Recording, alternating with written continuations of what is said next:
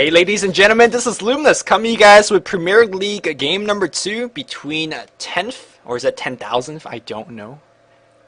Between a Sentinel, or the Radiant, and Dignitas playing on the dire side. This is the game number 2 if you guys weren't here for game number 1. Let me check if you guys weren't here for game number 1, if you missed it, do catch the VODs, which should be on Twitch TV/ThePremierLeague. But just a short synopsis of what happened in game number 1. We had 10th or 10,000th. I'm just going to call them 10th, right? Sorry if that's a mistake. But 10th picked 4 melee heroes, one of them being Brewmother, and just got absolutely map control. They just basically out-tanked Dignitas. And Dignitas had a very cool AoE-based lineup, AoE teamfight-based lineup. But between DK, Nyx, and Brewmother with the BKB, it was just too much tanking. And Dignitas kind of got out tanked. And let's see how Dignitas is going to reply with this. They are going to reply with a Brew ban, which, hey, I was actually quite surprised when Brew wasn't banned in game number 1, and the Radiant, or 10th at that point, just snatched up immediately without even thinking. So that was one of their picks that they had a lot of success with. In that game, Brewmother did a lot of pressuring, as you would expect a Brewmother to. She farmed up for a 20-minute BKB and just kind of never looked back. So it's a hero that deserves a ban.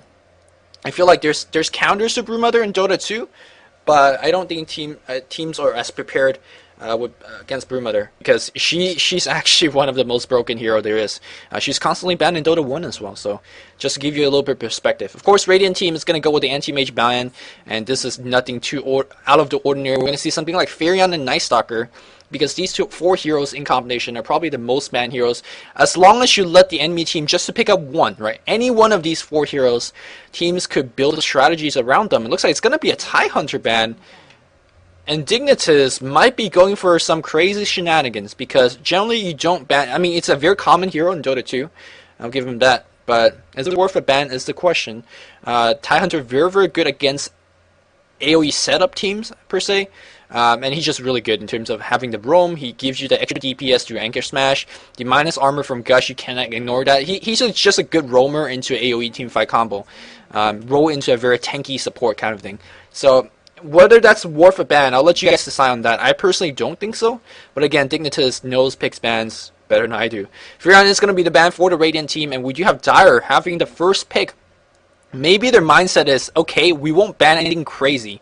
Let's say if we ban a, what was the hero I was talking about? Night Stalker, right? If we ban Night Stalker here, then Furion's going to get banned and there's no more OP hero. But if we ban something like random, like a TIE Hunter, and then they ban the Furion, then we'll get the Night Stalker pick themselves. Maybe that was their plan all along. If that was it, I applaud the ingenious. And they're going to get themselves a Night Stalker. And if you weren't here for game number 1, I talked about how he was very, very imbalanced in terms of having the ability to tank up very much so. He could soak up magical damage almost with ease. The only few ways you could bring him down is through the physical side, whether it's going to be through Nyx, whether it's going to be through Slaughter minus armor. There's options to deal with him that way. But for the most part, he shuts down many lanes very easily. Now, of course, in the past, I think I've seen Dignitas play Night Stalker in a very strange way. The most common way to play the Night Stalker is in a solo mid position, but I think, and I'm not 100% sure on this, I think I've seen them play tri-lane Night Stalker, which is definitely not the most standard thing. I'm not too sure if I'm confusing Dignitas with another team. I do apologize if that's the case. We'll have to see if he's going to be going into solo mid position. Now the Radiant team is going to go for a very standard Lich and Windrunner opening. We all have seen what Windrunner can do. Of course, Shackle Shot being her most dangerous tool. She's one of the best utility hero there is. You could put her as a support and she generally goes into the mid game with enough item, but if you put her as a solo hero, she will give you even more utility. After the phase mecha, she'll give you a Force Staff if you need it, or Hex if the game goes late enough. Of course, Lich, one of the best support hero there is, with that sacrifice, pulling the creep equilibrium closer to the tower, and having the lane control there. Of course, give you that Chain Frost teamfight capability as well. We're very familiar with that hero as well. And looks like on the other side, we're going to pick up a Venomancer. Now, Venomancer being played by Zizao in game number 1 wasn't too effective, just because of the lineup he was against. He's not really designed to bring down full HP tanks, so he should have a better game with Venomancer this time, because against Windrunner and Lich, I mean, with the Venomancer, you have a better shot, right? Witch Doctor is going to be the pick here as well. So very squishy supports, I say. Venomancer and Witch Doctor both not really too good on strength gain, but what they make up with is high DPS output. Maledict, Venomancer ult. There's no joking about that combination. It's just absolutely insane. Of course, there's a lot of avenue in terms of what die could pick into next, as we see another DK being picked. A lot of success in DK. Kuroki played a pretty good DK in game number 1. And that was DK without Frost Armor. And this is just a totally different beast. DK plus Frost Armor, ooh, that's a little bit worrisome. And again, Venomancer certainly can't really touch the DK. I mean, Poison Nova is great, especially if you combine it with Maledict. Would that be enough is the question. Just as I was saying before the DK was picked up, there's many combinations you could go into Venomancer plus Witch Doctor.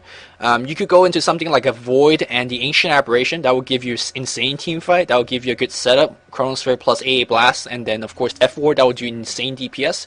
But now seeing DK with Frost Armor, maybe you don't want to hit him down on the physical side. I'm not too sure.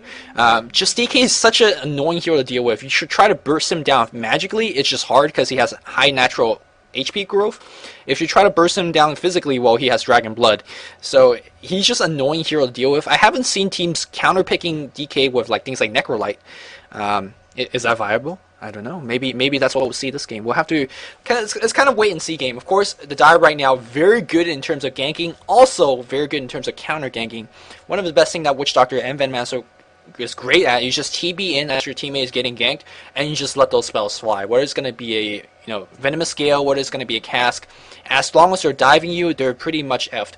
So these two heroes are very good defensively. Of course, they don't lack too much firepower themselves as well. Of course, when you have a Night Stalker on your team, you always have some type of firepower. And the question is, will they have enough to deal with this Dragon Knight? Because once this Dragon Knight hits level 16, it is a different game. It is a different game. Void is going to be the ban. Maybe they were a little bit worried about the, of course, Chronosphere plus Death Ward. Again, it is no joke to deal with. Both teams kind of a standard lineup, I'd say. Nothing too out of ordinary right now. We don't see any kind of crazy picks. But of course, there's always room for crazy picks. I was saying in game number 1, Dignitas, just from watching their games in the past, they bring the crazy picks to the table. Whether it's going to be in the form of a self-assassin, whether it's going to be in the form of a slaughter. I mean, I've seen them do crazy things. So it won't surprise me too much if that's what they plan to do. Of course, if you're just watching this is, by the way, second game of the Premier League. And we did have 10th taking game number 1. So at worst, they will tie 1-1 in this best of 2 series, and both teams will walk away with 1 point each. But if 10th will take this game as well, then they're going to be up 3 points, and then the Dignitas team will have 0 points. Of course, you can follow all the results and statistics on DotaCommentator's.com to keep track of your favorite teams and whatnot. Alright, Beastmaster is going to be the ban here, which is fairly odd. Generally, you don't want to ban the Beastmaster. I mean, he has a very strong ultimate in terms of stunning your hero, but I don't think these heroes really mind being stunned, to be completely honest. Well, I guess Night Stalker would mind, maybe with Witch Doctor as well. The Beastmaster is just a very strong initiator, but is he worth a ban is the question, and I'm not too sure whether I know the answer to that. It looks like Alex from Panzer is thinking of his last ban very much so, and I wonder what that might be. In terms of what they need themselves, they have a very strong solo laner, which is a Windrunner. They have a very strong dual lane combination of Lich DK, although you can always put DK in solo mid position, so they have a lot of versatility in terms of laning there as well. And it feels like they don't vary too much. There's not much there. It's going to be a Razor ban. And second time we see a Razor ban. Razor, one of the best ways to deal with pure right-click hero, especially if they're melee, because, well, in a team fight, are you going to run away from a link and then just remove yourself completely from a team fight, or are you going to stay the ground and then start right-clicking, but then have your DPS drained as the team fight goes on? So it's just a really annoying thing to deal with. I'm not too sure again whether this Dignitas was going to pick into Razor either case, but they were comfortable with going with that ban. So also it's also more of a protection ban against DK, because DK already, like, he lacks damage. I mean, most DK is built in a more tankier fashion. Kuroki last game, he went into pipe into AC. That's a very tanky build. In that in mind, he doesn't have DPS in the first place, and if you put a static link on him, well, he's actually not doing anything. So Storm Spirit is going to be the 4th pick here for the Dire side, and this is kind of what I'm talking about. We might actually see some type of tri-lane Night Stalker with the Storm solo mid. That's definitely possible. And interestingly, we're going to see a Enigma being picked up. I'm very interesting about this because, I'm very curious about this and confused about this because, sure, Enigma could go in for that awesome black hole, but if you don't get that Storm Spirit, no matter where that Storm Spirit is, he will immediately zip behind you and cancel your black hole. Generally, Storm Spirit is actually a counter pick to Enigma. I'm not too sure why Enigma is picked after the Storm is picked up. If they want to go into a push, well, they don't really have any type of big pushers. If they want to go for a big team fight, I'm just really confused what this Enigma pick's all about. Hopefully, they will show us exactly what this is. And there you go. Hey, Bat Rider. I'm just wondering where this hero has been because he's dominating in Dota 1 scene. Yes, Bat Rider in Dota 2 has been weakened by, I've been told by very, seasoned Bat Rider players. They're saying that Sticky Napalm has been weakened. The turn rate isn't as awesome as it used to be. The Napalm itself, the AoE effect is smaller. It's just Bat Rider as a hero has been nerfed. And he still deserves a nerf, but I believe he's worth picking. And to me, this is the first time I've seen Bat Rider in a Pro Dota 2 match. And Dignitas is going to bring it onto the table. And your question is as good. I mean, how is Dignitas going to lane this? Are they going to offensive tri-lane with the Night Stalker, Storm mid, and then Bat top? I mean, they have really great solo heroes, but not enough solo lanes to kind of put them in. So we'll have to wait and see how Dignitas is actually going to lane this. And then the Radiant team here right now is looking. Still so far, they have a very balanced team. They have a little bit of team fight. They have a little bit of counter pushing. They have a little bit of AoE. They're not really excelling or lacking anything. And it's just a straight up stable lineup. They have a very, very tanky carry. It's Mirana going to be their last pick here. Who's going to play Mirana? Is Kuroki going to play Mirana?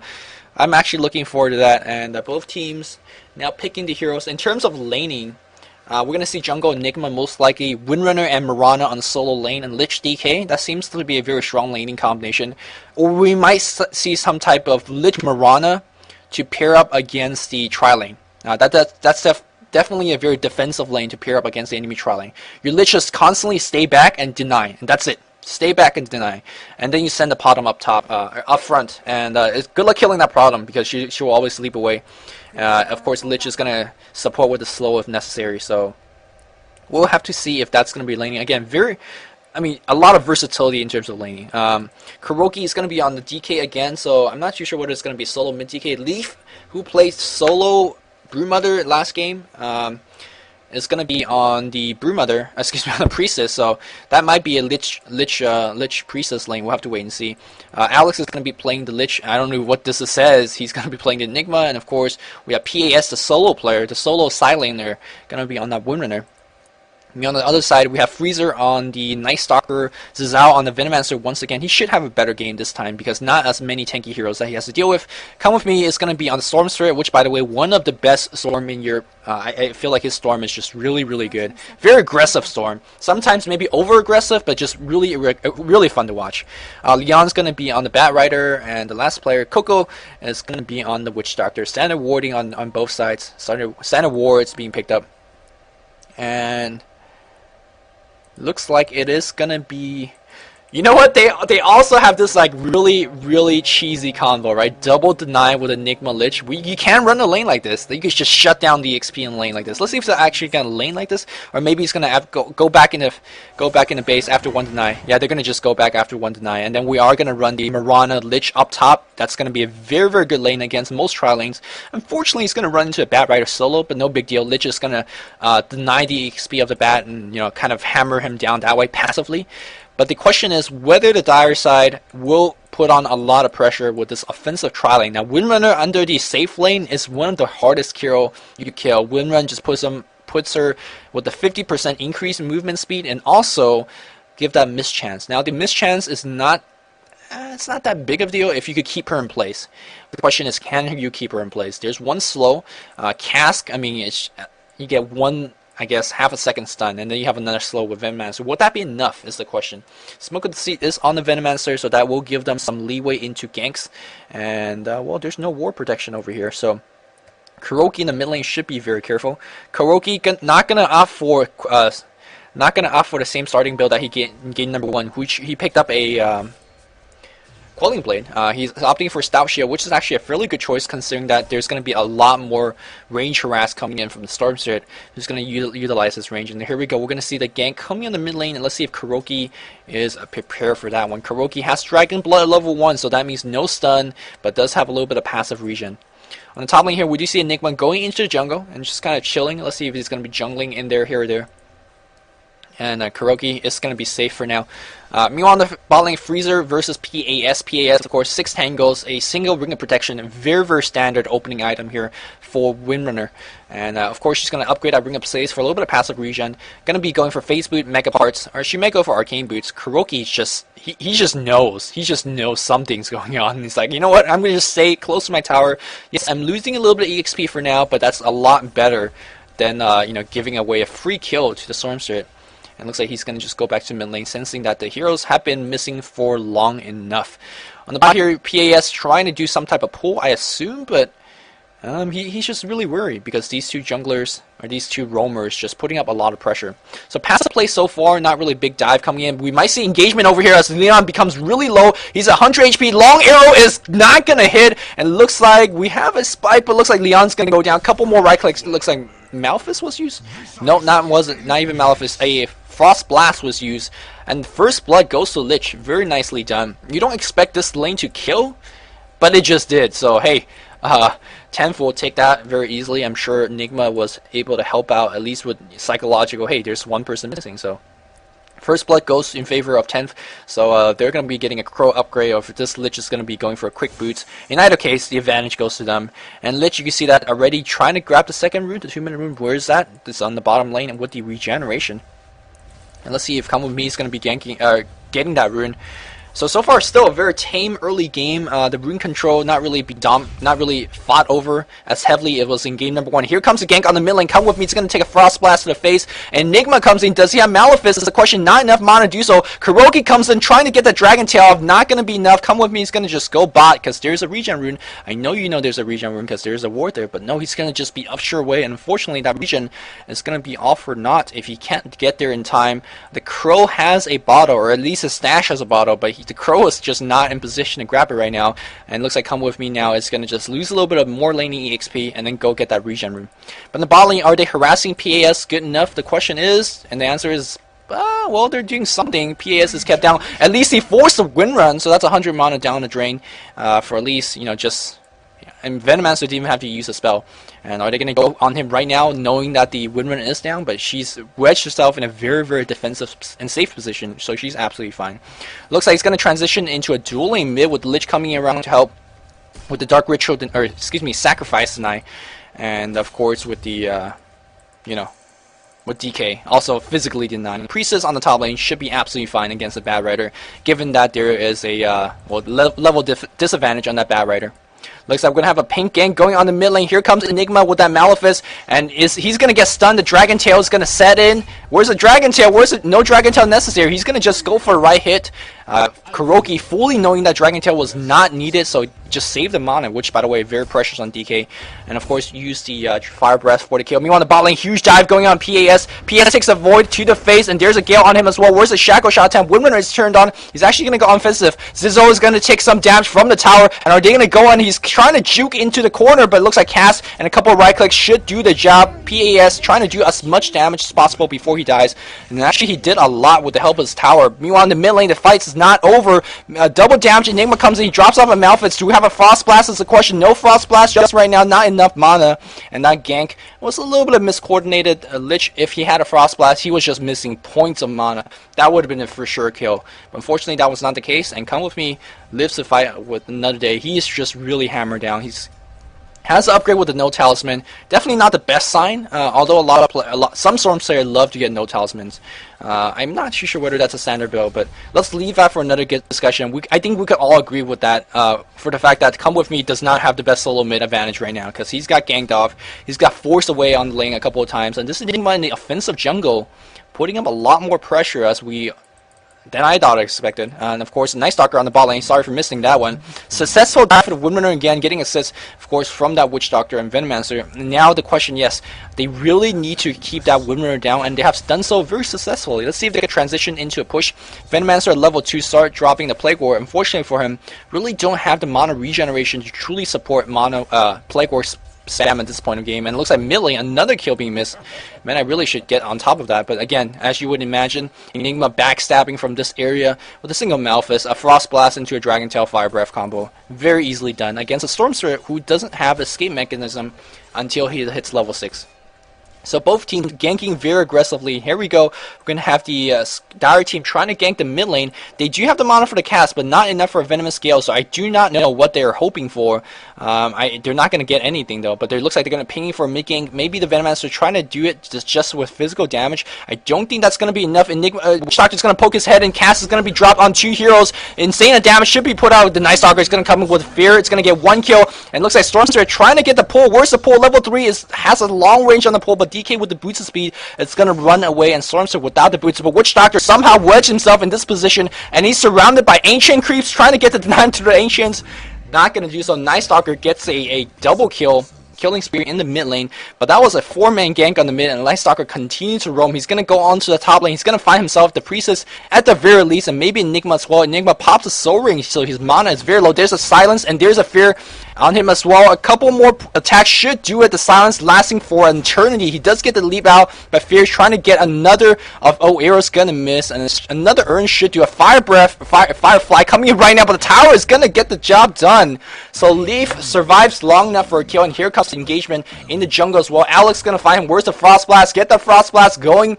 Looks like Enigma's going to come in. Another Frost Blast and a couple of right hits. It's going to do the job. Freezer trying to earn himself back up. Not going to be enough. This game is all over the place right now. 7.5 minutes in. We see 5 and 5 in action. It's just relentless at this point. But with all those roaming, with all those skanking, PAS will finally find themselves a little bit of free farm time, and boy does she need it, because she got ganked so many times. And check out the gold difference chart. Even though the game is fairly even, it is going to be the Radiant leading by 1,000 goals, so that's probably purely off just better last hitting, I presume. Let's check out what's actually happening here. 29 on the Mirana, 29 on DK, 26 on the Enigma, and 15 on the Windrunner. We are on 33, 24, and 14. Yeah, as expected, we do have the Radiant team farming just a tad better.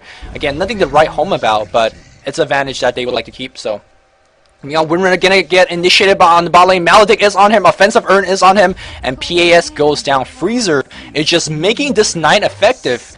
And I like to retell a joke that one of my DC Com staff member always tells when about Night Stalker. You know, a Dota game and Night Stalker is like a relationship, because that first night will determine how your relationship is gonna go. Kuroki is gonna pop that wand, and he's gonna get a Fire Breath kill, I presume. Where's the Fire Breath? There's a Fire Breath kill after Dragon Tail. Is he gonna go down? That's the question. He is gonna go down, but popping that 15 charge magic wand, just be like, yo, come with me, bro. I just came at you. Where you at? And that Storm Spirit did not like it. Of course, meanwhile on the bot lane here, we see more kills being traded back and forth. And I am not even going to apologize for missing that kill, because, you know, action is all over the map. So, scores 8-7 right now. But as I was saying about this Night Stalker, if you get deep in that first night, I mean, you gentlemen out there, you guys know what I'm talking about. If you get deep in the first night, you know the rest of the game is good playing field. So right now he's going deep. Freezer's he's got what, 4 kills? He's involved himself in 5 kills, and he's what, level 9 in a tri lane. That's just really good. And he's not done yet. The night's just half over, as we see Leaf getting a kill on the top lane. Leon plus Come With Me, of course, zipped in with a pull, and then of course a flaming lasso from Leon, very easily done. But I'm gonna keep my eyes on this Night Stalker. Oh, look at these cog blocking Eidolons just really messing up Freezer here, and we do have a teleport in from, or we do have Kuroki in nearby position, so safety in numbers, they should be fine. But PAS, just look at how afraid he is. He's like, man, I can't even get to my tier 1 tower. It's gonna just chill here because I'm kind of afraid. I don't know where that Night Stalker is. I know he just passed by here because I have a ward here, but where exactly is he? I don't know. I'm just gonna just chill out, you know, relaxing, shooting some b-ball. But back in the mid lane here, Kuroki says, I'm tanky enough, I'm going to just chill here. I have ward protection from here, so I at least know where the Night Stalker is coming. I think the correct response here, if the other team just stays back so defensively, Dignitas should, you know, concoct a push. Just go for a push on the bot lane. The tower is already weak enough. You have Witch Doctor, which, oh, he doesn't have Voodoo Restoration. But anyways, you have Witch Doctor and the Venomancer, so you plop down a couple wards and get a top push down. You've basically forced the enemy to come at you. It's like, hey, you guys want to avoid us? We'll just take your tower for free. If you come at us, we'll just kill you. I mean, you're in such an advantage position when you have Night Stalker who is just barreling out of control like this. And Dignitas, yes, they are responding. They are going to just go for a tower. Meanwhile, 10th says, okay, you push down our tower. We're going to push mid unless he's going to chicken out first. I do believe Dire team on the bot lane is going to get the tower brought down very quickly. Yep. Do they have TP scroll to assist the mid lane? Immediate TP comes in, and that is from who? That is from who? That is from the Bad Rider coming in right now, but we have another teleportation coming in. Stormstray is going to initiate. He's going to go for the Enigma. Where's the pull? Where's the pull? There's the pull. Where's the cast coming in to assist? There's the cast. Fengling Lasso, is it necessary? No, a couple more right click is going to do the job. Meanwhile, Night Stalker going on the DK. DK is going to get brought down. He's going to pop up Dragon Tail. He's very low, but Stormstray should get the attack in. Yes, he does. Going to get the last kill. Alex, will he do the damage? Leave is going to go down. That's Mirana. Look at how low HP Freezer is, but he's going to stay in the team fight just long enough to get another kill. PAS is the only sole survivor on the Radiant team, and that's the explosive ganking power of that Night Stalker. Of course, Stormstray, Bat Rider did a lot of work, but it was all led by that Night Stalker just going deep. And the night, by the way, finally over, but I think he has exerted his dominance by so much. Of course, his ultimate still being ready to brought up in any given moment's notice, and they're going to get themselves another tier 1 tower. I do not believe the Radiant team will all TP to the mid tower to defend that. So that was one tower on the bot lane, a team fight at 4 for nothing on the mid lane, and then another tower on the mid lane. And Dignitas really composing themselves after that game 1 defeat. They're like, yo, that was just a fluke, and this is our real game. And maybe right now 10th is just regretting giving away Night Stalker, because this hero is just absolutely legit. He's level 10, 12 minutes in from a trialing of this Lich. Uh-oh! Is he going to drop his ultimate? It's a question. No, he was on cooldown. Stormstray is going to zip up and zip right back down. Pops an ultimate from Freezer, and he's not just done yet, because he could always turn back with max movement speed, and kind of start a team fight again. But no, the Knight's pretty much done. He's going to just chill now. Going to go for a little bit of rune control. And he sees you on the radar, PAS. Target acquire, and this guy, he's hunting for you. Michael Jackson prowling at night right now. Someone play the Thriller moves in the background. Winland trying to get popped. The Winland offensive urn being dropped on him. Night Stalker doesn't give a damn, and he's wild honey badgering up right now. PAS is gonna go down. Zizao gets the EXP there. Level 7 just off roams. Effective play from Zizao as well. Arcane Boots is up, and Night Stalker is just going crazy. Let's pull up the gold difference chart right now. Leading about 4,000 gold just off ganking, and of course 2 tower engagement as well. You gotta keep in mind, it was Radiant team that was farming better. That farming lead is no longer in place, and the ganking is just not over yet. Uh-oh. Enigma, they see him low ground. The Eidolon's gonna shoot up ground. Of course, having the ward here will be very helpful. And here comes the Lich. Chain Frost is up. Black Holes is up. So they do have a lot of team fight capability. Maybe they're going for the Night Stalker. Night Stalker, by the way, sitting at 1300 HP. He's not even 4 HP. Max HP is about 1800. He's absolutely tank. But looks like we have a Black Hole right here. And Chain Frost going to be dropped on 2 heroes. Support versus support. Not going to be about Stormster. Comes in from 1,000-mile away. That's some Vanessa Carlton status. And looks like Alex and the Enigma's going to go down. Can they do enough damage? Shackle shot on Freezer. But looks like Arrow's going to hit on Come With Me as well. Come With Me finally going to go down. Going to lose his killing spree streak. Or no, Priestess gets a killing spree streak. God dang, I can't talk. Freezer, by the way, is going to walk out there just fine. He has an Ogre Axe. He has a point booster. He's sitting about 1800 HP. He's going to finish Max Scepter. And the map hack will just be online. 14 minutes in, a Night Stalker just unstoppable right now. And that is going to give his teammate a lot of time to grab the necessary items. Whether it's going to be a Blink Dagger or whatnot. Is Blink Dagger up? It is up right now. 2150 is all he needs for that Blink, and he's going to pick it up. And now what are you afraid of? Well, first you're afraid of that Night Stalker. That's going to come in. Basically, he's going to walk in and just go at you. You're also afraid of Come With Me because it's going to fly in like he just did right here and go for a long-range initiation. And now you got to be afraid of that Bat Rider as well because he has a Blink up and he could just isolate anyone and anything.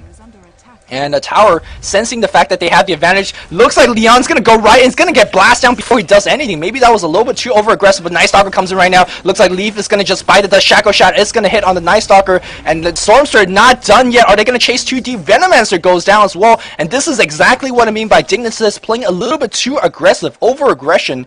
Because I do believe Leon and the Venomancer just dived way too deep, and they did drop 2 heroes. They did get a Mirana, but I don't think that really was the best trade. But they're not done as we see Frieza comes right in. The action just non-stop. Death Ward being dropped, and that Enigma did not even know what hit him. The Eidolon is going to be sacrificed as well. The score is 19-12. And this is a European game in all its true glory. Ganking action non-stop. Storm Spirit, Night Stalker, Bat Rider. And ladies and gentlemen, the action will not end here because, well, we are approaching nighttime, hopefully soon. Witch Doctor decides to spam a cast and get a little bit of CS. Which, by the way, something you probably shouldn't do. You know, shouldn't get used to doing, I should say. He's going to pick up Mecha Arcane Boots, I presume. Yep, Arcane Boots, of course. Give himself a little bit more mana. You could say he's actually not leveling the Voodoo Restoration, which generally is a standard build on Witch Doctor. Because generally when you pick Witch Doctor, right, you have in mind to be somewhat defensive in terms of the laning stage. Well, this Witch Doctor did not have that in mind. He's leveling Maledict, he's leveling Cass, he's leveling Death Ward. He wants to get kills. And of course, when you have teammates like this, like a Bat Rider, like a Storm Spirit, you go for the kills. And I definitely do like this choice. Zhao, of course, got the Arcane Boots as well. And always a good sign if you're kind of new into watching, you know, replays, pro replays in general. If you want to know which team is leading, just compare the supports on both sides and check their items.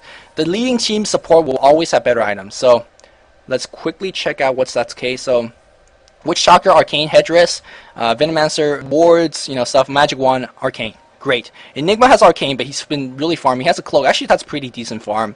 But Lich, he has an Urn. Wow, so actually they're not as behind as the scoreboard would suggest. I thought Lich would have like nothing, but at least he has an Urn, so that's actually not bad. But let's check out the carries. How do they have any farm is the question. Well, Mirana has Treads, and that's it. DK has Treads, and that's it. Wimmer has Phase, and that's it. Meanwhile, on the other side here, we have Treads, and it looks like we have Oblivion Staff #1, Acceptor completed on that Night Stalker and Bat Rider with Blink. So you can see that carry on the other side is just tear up on that item. Looks like we have Stormstar zipping in right now. I don't think he could do it enough by himself. Dodges the Dragon Tail. Nicely done here, but Shackle Shot is going to hit. DK pops his form. Do we have assist coming right now? Looks like Chain Frost is going to be dropping like crazy, but do they have the follow power? Here comes the Night Stalker. It is nighttime right now, and looks like Enigma is going to go down for sure. Death Ward doing a lot of damage. Are they going to chase out more though? Because they lost a Stormstar. They should get a little bit more. It looks like that Void is going to cancel the TP. Kuroki's going to go down for sure. Double kill goes to Night Stalker. Are they going to keep on chasing? It's the question. No, they're not, but they could go for a push. Oh, there's a Flaming Lasso after Blink Dagger. Leaf nowhere to run right now. Fear is on him right now. Leaf is going to go down. 3 for 1 exchange. It looks like with that double Arcane Boots, everyone back to full mana, full HP. I'd like to see Ashley Kogo. Yes, he is indeed getting Voodoo Restoration. Just about to say that. You need a little bit of tower regen or HP regen because you're diving like absolute champs. And Maledict is not too important in this stage where you're just killing everything with absolute ease. So just go for the Voodoo Restoration. Good to see that he's switching skill build and getting what he needs according to how the game's progressing. They're saying, well, we're diving a lot, we need HP, let's pick up a Voodoo Restoration. Great. We're going to see some regen, and yeah, they're back in full HP with double Arcane Speed supporting that. Has nowhere with the mana. And looks like they're going to be going right there to cement their advantage and go into the Roche Pit. And I'm pretty sure that the Radiant team will, they know. It's obvious that the Roshan situation is going to be happening right now. But even if the Radiant knows, what can they do about it? I don't think there isn't much they could do about it. They don't really have the initiating power. I mean, they do have Chain Frost. It's going to be down on cooldown for a bit. They do have Arrow and Shackle Shot. And those can be really threatening initiations, but it is really the Dire that's going to be doing all the initiation. They could run in with Night Stalker. They could zip in with Storm. Of course, they could blink with the Bat. So all the initiation power really on the Dire side. And for any type of extended Roshan engagement, initiation is just absolutely key. Initiation is sight. And really, the Radiant is not leading too much in either category. So Dignitas is gonna pick up the Aegis on their Night Stalker, and the advantage just adds more and more on the Dignitas side. Let's check out the gold difference drop in just a bit here. We have about a healthy 7,000 gold lead. And we're only 20 minutes in the game, so there's a lot of ground that the 10th team needs to make up for. And let's see how they're gonna make it up. They're gonna try to go offensive with a smoke initiation. Let's see if that's gonna be enough. And the Moonlight Shadow as well, man. They want to double this one up. Meanwhile, the Dire says, okay, we'll just you know, get the hell out. No big deal. A very tense moment as they're looking for someone, but they're not finding anyone. Let's switch to Radiant Vision. Can we switch to Radiant Fog? Yeah, Radiant Fog. And what do they see? They don't see much. They don't see the storm up top, although he was last hitting. They don't see all these guys over here. And here we go. They are going to see the Stormster right now. But do they have the initiation to really mess him up? Stormster is going to be like ruffling out of there. And right here, they're going to be absolutely fine. I mean, if we look at Dire Vision, they comparatively, they see a lot more. Well, they don't have this watered down, so unfortunately they do have the key warding spots on the river. That's going to give the Night Stalker really a lot of rune control. Of course, by keeping up a lot of towers, you can have sight through having towers up as well. Looks like the top tower is going to be fought over, and I do believe 10th is going to take this one. Stormster is not going to do anything crazy by himself. He's got double Oblivion Staff up. He's going to finish the Orchid so much very quickly. And it looks like the high ground is going to be attempted. 10th, maybe a little bit too late on the defense. They might just lose their base tower. A couple more right clicks is going to do the job. Let's see how much they're going to pay for it. Bad Rider is going to drag on the DK. Is this the correct target? Look at his HP just melt. Death Ward going to be dropped on DK as well. DK is going to go down, but massive damage being done to Leon. Leon's going to go down. Venomancer is going to go down. And it looks like Witch Doctor is going to be left lagging behind as well. Do they have the black? They do have the black hole. It's going to be a two-man black hole is the question. Cast bouncing left and right. He is silenced, and it looks like Enigma is going to go down. Where's the Storm Thread? He's still on the top lane. Looks like Enigma is going to survive, and Witch Doctor went down as well. Over aggression again. Maybe they lost the Aegis already. They might even lose another Shackle Shot. Gonna follow through, and Freezer gonna go down. That was a 5-for-1 exchange. It killed the DK. It was a 5 exchange because, well, Night Stalker died twice with the Aegis. And do you want to call it over aggression, or maybe just seizing the momentum? I felt like it looked pretty good on that push. They definitely brought off the base tower. But really, maybe it was just too much. Of course, hindsight is always 20/20. Maybe they felt like, man, we're leading so much, so why don't we just go for something crazy? But those type of play is what makes teams come back. Before this, it was a 10-kill lead. It was 13-23 or 13-22, and now 17-23. So we do see 10th making a lot of headways after that game, and the goal difference, well, still very far. Still very far, because they're leading by so many towers. Let's do a quick tower check. 5 towers down for the Dire, or on the Radiant side. Dire still have 4 towers up, and that's just a world of difference, especially when you pull up the gold chart. And we are approaching nighttime, so Night Stalker says, okay, I waited long enough for this, let's set up something else. I do believe Dignitas, as all the scoreboard shows, as the experience shows, as item shows, they are leading by quite a bit. It's just up to them how they kind of finish the game. It's their game to win, and it's their game to lose, in my opinion. They're just up ahead by so much right now. Orchid is finished, and there's many valid targets for him to Orchid. Whether it's going to be Enigma, whether it's going to be a Lich before he casts his ultimate, whether it's going to be a Winner. So fairly important targets for them to Orchid down. Here we go, both teams playing like their lives depend on them right now. Radiant team's just like, man, we don't want to mess with this. We don't want to mess with this. Meanwhile, Dire is like, yo, where y'all at? Where y'all at? Venomancer gonna go for point booster. I don't think he's really planning to finish his Acceptor. It would be great if he does finish it, but it's just a really good way to boost your HP. Well, he doesn't have. He's halfway done. So if he gets a couple kills in the next team fight, it would be pretty good. Of course, Radiant team, both Radiant and the Dire already know exactly where each other is at right now. It looks like Dire is just hoping to win the game right now. Will they have enough is the question. And here we go. Oh man, this is. I do believe they just caught the tail end of the invisible heroes before they fade out. Mirana's ultimate does have quite a bit of fade time, especially on the lower levels, so cool stuff. Very interesting skill build by Enigma. I mean, it's very standard Enigma skill build. I'll talk about this if I had time to do so. just a bit. DK going to be popping some nukes, trying to defend this. Of course, initiation power is, again, on the dire side. Let's see if they're going to be jumping. And last time, jumping in here against DK was actually not too successful. It looks like two-man shackle. They can't really initiate on that.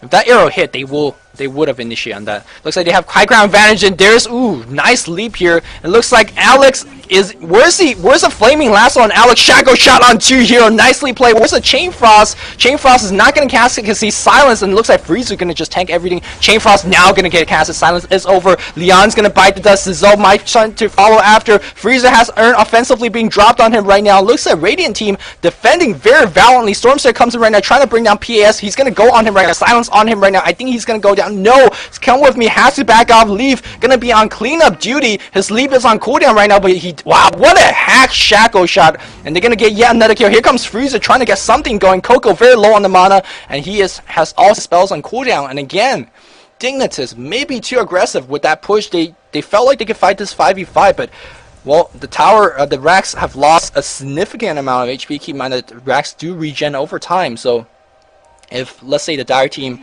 don't really complete this racks like in the next 2 or 3 minutes, this racks will just regen slowly back to full HP. But they have lost it again, a little bit more of their advantage.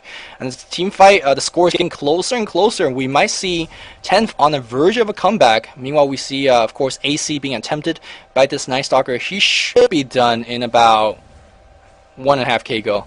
1700 to be exact, so maybe he's going to be farming a little bit, waiting for his teammate to come back alive, but he does have quite a bit of HP that he needs to regen. Ern is not going to do the job. Maybe he should just run all the way back to base, regen up very quickly. Maybe he's hoping for a regen respawn. In either case, well, he needs HP. Of course, this Bat Rider, I mean, he has a blink, but unfortunately he can't really tank, and we have a Voice Stone. What the hell is this about? Did he misclick on Ring of Health? There is no standard build on Bat Rider that includes a Voice Stone, unless you go for like a mega late game Hex. But that's after your Vanguard, that's after your Pipe, that's after a lot of stuff, so I don't know. He's going for Cyclone. Alright.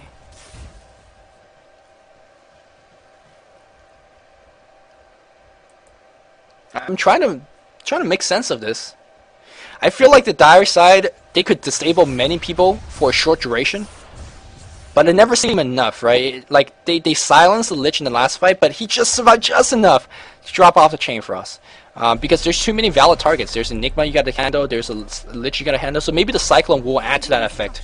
Radiant is gonna glyph for now, and trying to delay as long as possible. Bat Rider, it looks like we have initiation on, looks like the Lich. We do have fear on him. No, it was on the Enigma. That Chain Frost did get dropped off. Death Ward is dropped as well. Freezer taking a lot of damage. DK in a little bit of trouble. Moonlight Shadow gets cast. DK is gonna go down. So far it's 1-for-1 exchange right now. Stormster is dead. DK is dead, but that Chain Frost is down cast. Bouncing left and right. Enigma's gonna go down. Bat Rider in this fight. It looks like Zizzo is gonna go down now. Priest is very low in mana. PAS is very low as well. Don't chase, guys. Just go for the racks. Go for the racks. Once you bring this down, all is, yeah, there you go. Rax is down, and I do believe this is a good victory for Dignitas. So third time was a charm. First time they brought down a Rax, brought down a tower. The second time they brought down about 1,000 points in a Rax. And third time they're going to claim the Raxes completely. Now they just have to back off, push every lane, grab creep equilibrium on the mid and top lane, and then just go for the next Aegis. After you get all those things done, you could just push mid for the win. Pretty much easy. So, and of course, with the bot bigger creeps pushing down, you get the Radiant team will have a lot harder time pushing out. And once you push top, once you push mid, you grab the rune control, you grab the creep equilibrium control, you start farming in the enemy jungle if you want to, and then the game is just easy peasy from now. But don't count 10th out yet, because I mean, in those previous 2 team fights before Dignitas finally pushed down the racks, I'm like, dude, how is Temp doing this? Like, they shouldn't be winning against the Night Stalker, Storm, and Bat, but they've been doing it. So, I mean, it could happen, and showcasing really good team play is 10th right now. So really nicely done. Top lane here, Freezer gonna get his assault finish. Oh man, just look at his tanky power. He's sitting about 2200 HP. He has about 30 armor. And this is not including all the support items going to be stacked on him. Whether it's going to be a Mecha armor bonus, whether it's going to be a Ring of Poseidon's armor bonus, he's going to get all that. So that's just even more so. Of course, Roshan should become. Yep, there is the Roshan. Both teams already knowing what's going to be happening soon. Stormstritt, of course, got his Orchid finished. BKB is going to be his next item choice. Sure, you want to zip in, silence one, and start even just stay in there. Because right now, Come With Me, just basically he zips in and then he have to zip out because he's going to get focused down. Enigma finish is a very, very important item, BKB. And that's going to be key. If he gets a really strong black hole, that is their avenue of comeback. And looks like both teams very defensive, very, very defensive. Bot is pushing, so right now Radiant sooner or later has to send one guy there. Stormstritt is just waiting for something to happen. Indeed, they are going to go into the Roche pit again, pushing the Equilibrium as suggested, going for the Roshan as suggested. It's just it's kind of like a no-brainer. You're winning so much, just make all the safe plays and just go for the win. Dignitas is going to bring down Rose in just about 10-15 seconds. Who's going to pick up Aegis is the question. Stormstritt generally very, very good with the Aegis. I'm surprised that they gave it to Freezer last game, to be honest. Because Stormstritt generally, you want heroes that hold Aegis to be at their full potential when they come back. So, for example, Venomancer will be a really bad hero to hold the Aegis because after he drops his ultimate, even when he respawns, well, he doesn't have his ultimate anymore. But with heroes with like short cooldown, like Freezer's Night Stalker or Stormstritt, who has like basically no cooldown on his ultimate, you come back full and that's a new hero. So that's why you see these heroes more commonly pick up the Aegis of Immortal, and it's going to be Stormstritt picking up this time. Of course, Orchid, he has a regen rune too as well, so he's going to be going crazy in the next fight.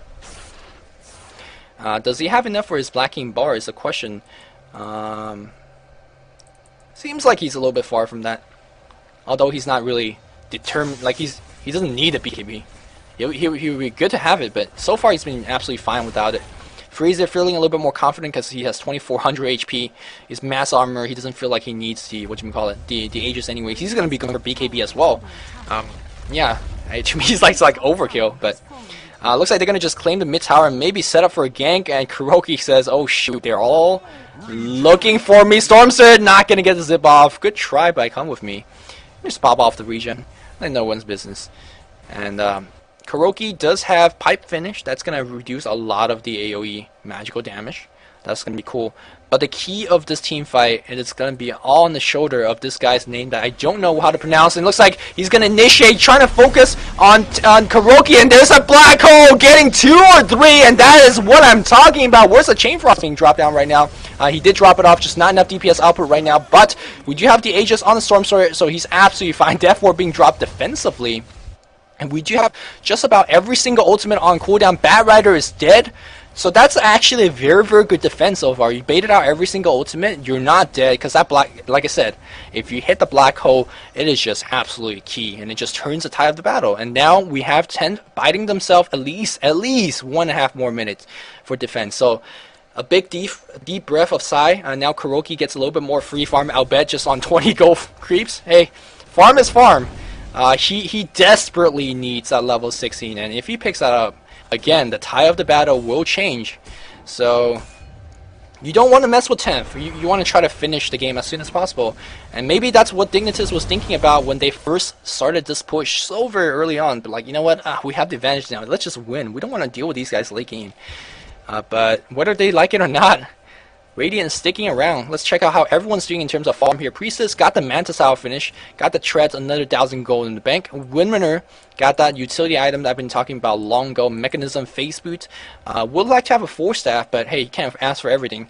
BKB is finished on the Enigma, and that was just absolutely key. Arcane Boots on him as well, so fairly utility-based, a very tanky build. Of course, DK with the pipe. On the 1,500 gold in the bank, I believe he's trying to save for buyback. He should have enough for buyback. But again, buyback and Aegis on DK is just a little bit lackluster because, well, when you buy back, your spells on cooldown, your Elder Dragon form, and that's a different hero. You don't have the Elder Dragon form. Me on the other side here, we have a Come With Me, about 700 gold short from his Black King bar. Maybe he's going to wait for that to farm. But the night is half over, so, or maybe it's just, half just beginning. Hey, is the cup half full or half empty? If you're a Dignitas fan, are you optimistic, or are you? I'm pretty optimistic then. If I'm a Dignitas fan, they're up at racks.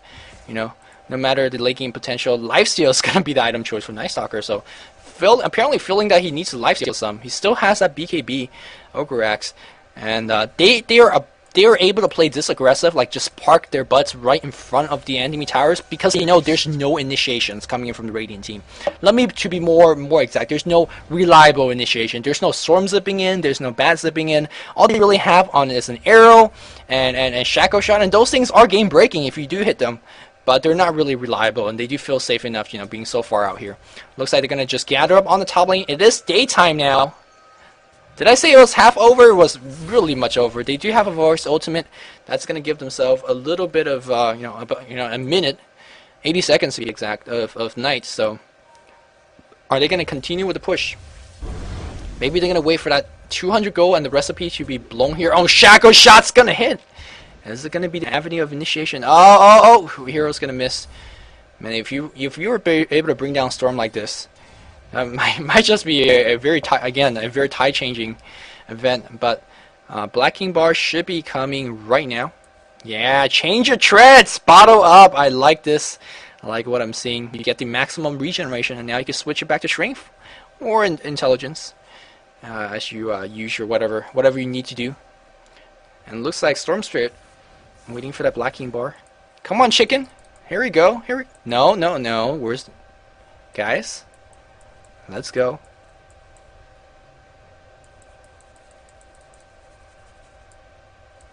Any moment now, guys. Is he on a diet? Alright, hey, there you go. Great stuff. Alright, Blink Dagger is up, Yule Scepter is up, and Min Leon has just been dying every fight. And I guess that's what happens when you go Naked Blink into Yule Scepters. Like, you just lack that tanking potential. Only 1300 HP for Bat Rider. That's very unaccustomed of seeing that. But meanwhile, on the other side, Night Stalker says, oh yeah, I could tank it all up. Uh-oh. Alright, Quick Net. Cool, don't really care. That scared me for a second there. Stormstar BKB double damage. This is time to go. And very interestingly, they're going to try mid instead of the bot lane. And again, initiation power, who are they going to jump on is the question. If they go on the Enigma, they have to somehow kill him with chain stuns. And believe it or not, the Dire team really don't have a lot of chain stuns. The only stuns they could really rely on is the pull and the Flaming Lasso. That's it. You can't silence him with the Orchids or Fear, which normally would have been a great way to deal with him because, well, he has BKB now. You could pop it out of BKB.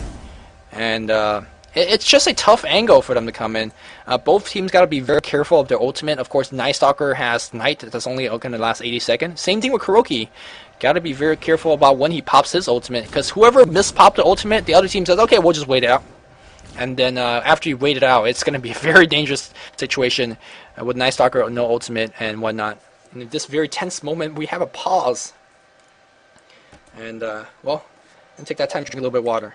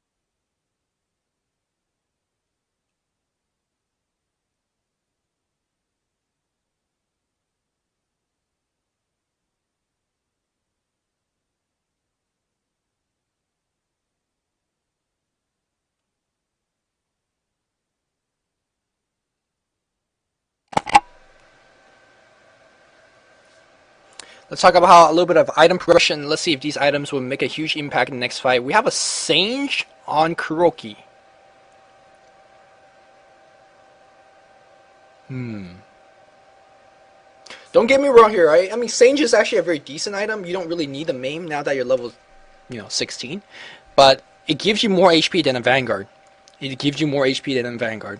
And when you go later and later in the game, damage block becomes less and less important. Raw strength might not be a bad way to go, considering that you have a lot of high armor already. So it's a very tanky item, and yeah, it gives them a little bit more DPS. You cannot splash change Just a little bit unfortunate mechanic.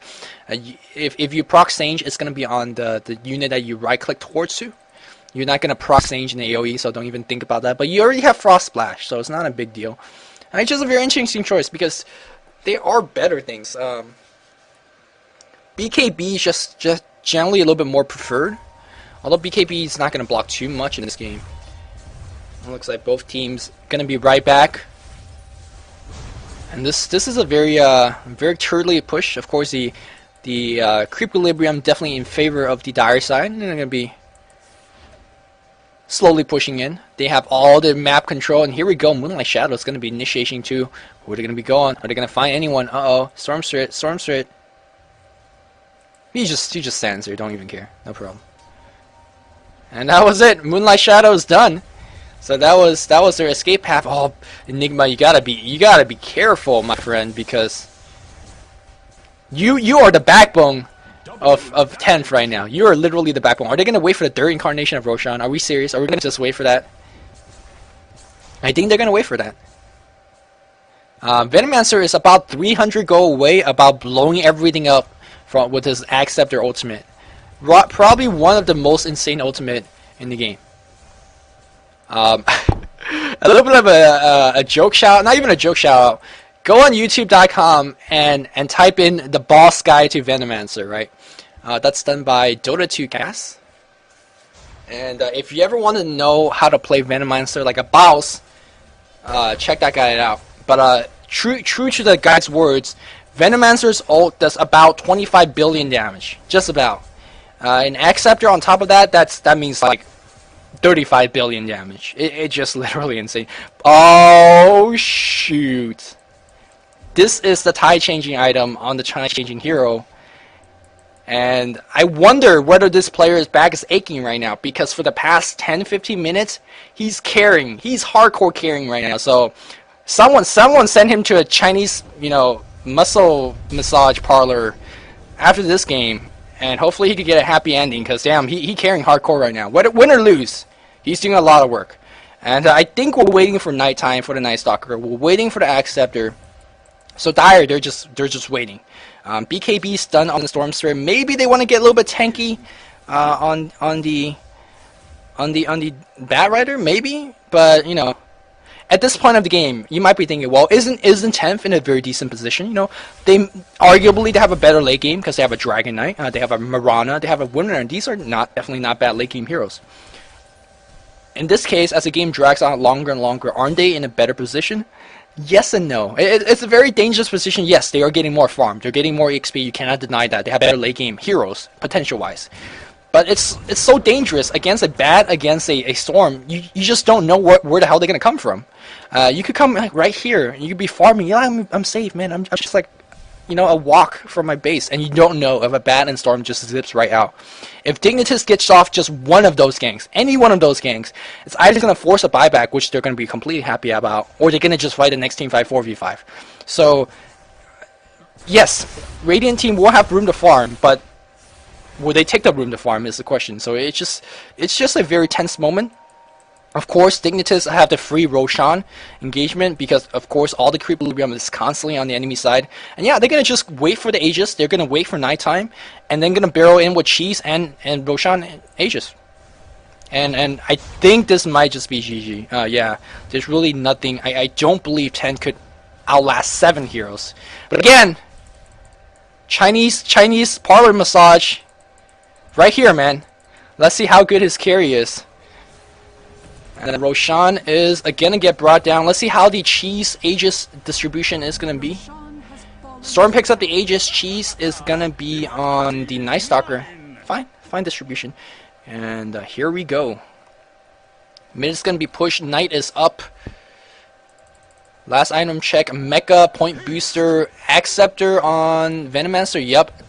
35 billion damage incoming. Storm Spirit is just going like crazy. Unfortunately, he's out of mana. Great stuff. Well, that might delay their push about, a minute or so. That was a big play. This is kind of what I mean, man. Like, you could be here, and the Storm was like here, but he'd be going for you. What is the Storm doing? He's not going with his team. That's just meaning that the Dire is not really going with the push. Yeah, they're pushing the Equilibrium, of course, waiting for the Storm to get a little bit of mana regeneration. So, point booster, cool. Yeah, they can slow roll this all they want, because it's fully a Knight. This is just the artificial Knight from the Night Stalker. Again, they have the Equilibrium pushing on all sides. Farm is stifled away. Big Dignitas, slow rolling. What are we watching, a Chinese replay? I think, did I just say this like 20 minutes ago, man? This is like, oh yeah, this is how European replays are supposed to be. And then we kind of slow down. No big deal though. No, ain't no big deal. We win the game slowly but surely. So don't need to rush anything here, as of course Dignitas have the huge advantage. And let's see how they win this, if they can. Of course, Stormster is going to zip in for Alex. Can they bring him down? Two-man Shaco is going to be the answer. Black Hole on 3. Kuroki doing the right clicks here, but is it doing enough damage? Zao dies without dropping Poison Nova. That's absolutely huge. Freezer goes in right now, but come with me. Plus, Freezer, they are just relentless right now. It looks like, oh, he's going to be fine. Moonlight Shadow in position right now. Freezer trying to get out of wow, Shaco shot onto a creep. Freezer is going to go down. Come with me, says. I'm going to just go for Rex with not enough DPS. So she's going to be used. They're going to focus on the Lich. Lich is going to, no, that's the Priestess. Oh, that cast bouncing between here. PS is going to go down. Kuroki might finally going to go down here. No, he's going to be still okay. Going to be fine. They're going to try to focus on the racks. I think they are going to bring down the racks here. We do have a glyph. Arrow is going to miss here. But DK Dragon Form is running out soon. He's really low in HP, and I think the ultimates are just done. Yeah, I think this is just the raw power of Dignitas at this point. The Aegis plus Cheese, that was just too much to overcome, and that's the racks being tamed up. All they have to do is back off now. Don't need to go crazy, guys. Calm down, my friend. No, they're gonna go for Kuroki kill, and that's probably gonna ensure the game. Yeah, Kuroki goes down, and that should be it. That should be it. Not gonna lie though, that Black Hole gave them a fighting chance. They Black Hole 3 heroes. Venomancer was taken down before he did anything, and that was absolutely huge. That reduced about 35 billion AoE damage, but that was enough, and they know it. GG's gonna be called, and wow, these team fights are absolutely amazing. It looks like the teams is gonna split 1-1. Both teams goes into week 2 of the Premier League with 1 point under the respective belt. Stay tuned. I'll give you guys the schedule of what's going to be coming up for the Premier League, who is going to be playing who, and everything else. Of course, congratulations to both teams taking a game from each other. And this has been a presentation of the Premier League done by DotaCommentary.com. I'm Luminous. You can check me out on my Facebook and, of course, on my YouTube channel. And do follow the Premier League on Facebook and Twitter. You could just go to Twitter or Facebook and type in the Premier League, and you find them all as well. Some item check, some farm check, late game. Yep. Very well played on Dignitas. I just really love their aggressive and sometimes over-aggressive strats. Over-aggressive dive. But it definitely made the game extremely interesting. And GG.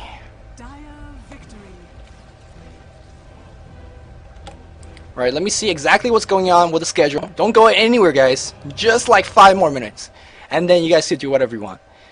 Like, check me out on Facebook, right? Yeah. But let me see what's going on with the schedule on the Premier League.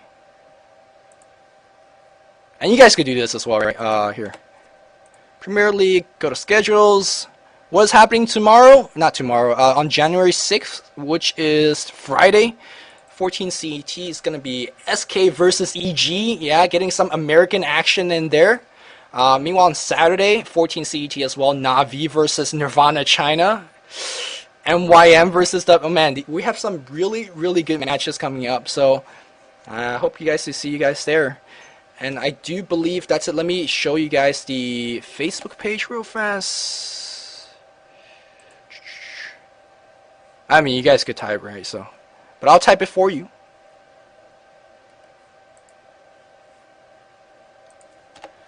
Of course, there's a Premier League Facebook page. You could search Luminous for my Facebook. Search me on YouTube, actually. If you like what you hear here today, I do fairly analytical commentaries. I have a whole bunch of them on YouTube. Check me out there. Check us out on commentaries.com. If you don't like my personal kind of style of casting, we have a whole bunch of casters on DC, so you could check us out. And I do believe that's it. Yeah, my next broadcast will be on Friday, and again, that is going to be SK versus EG. So I'll see you guys then. I'm going to leave some music on for now. I'll be in IRC, dccom.dota, to answer any remaining questions about Premier League and whatever else. So you can find me there. But thanks for tuning in, and I hope you guys enjoyed the commentary. This is Luminous, as always, signing off. G, guys.